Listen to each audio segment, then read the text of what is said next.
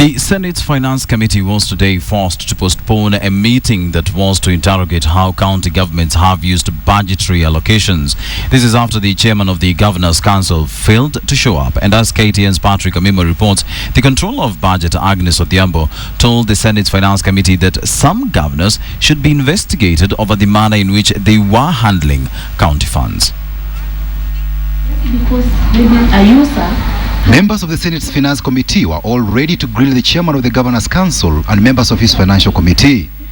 Out of a team of 12 governors, Kwale Salim Vuria and Tana Rivers Hussein Dado were the only ones who showed up. The committee takes it very seriously because the issues raised by the Controller of Budget in the first quarter report, being the first formal report of how the budgets have been utilized in the county, is a very important one. The absence of the members of the Finance Committee from the Council of Governors should not be interpreted as non-commitment. The Governor's Council chairman told the Standard that the issue of county government finances fell under the chairman of the subcommittee chaired by Ahmed Abdullahi, the Governor of Wajir. Earlier, the Controller of Budget, Agnes Odhiambo, had presented to the Senate the first quarter county budget implementation report, where she expressed concern over attempts to devolve corruption to counties.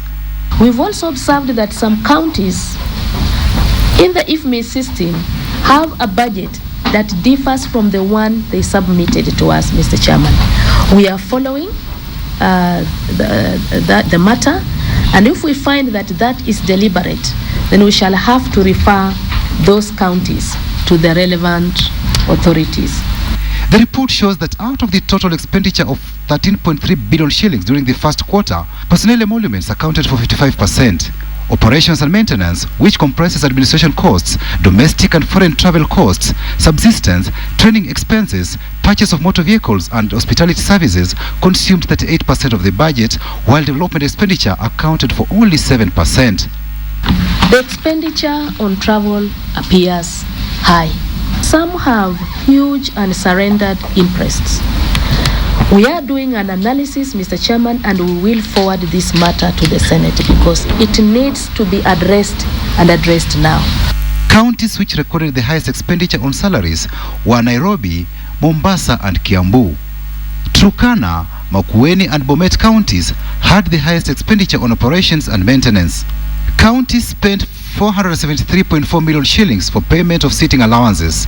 Here, Nairobi City County spent the highest amount, followed by Kisii, Migori and Meru counties.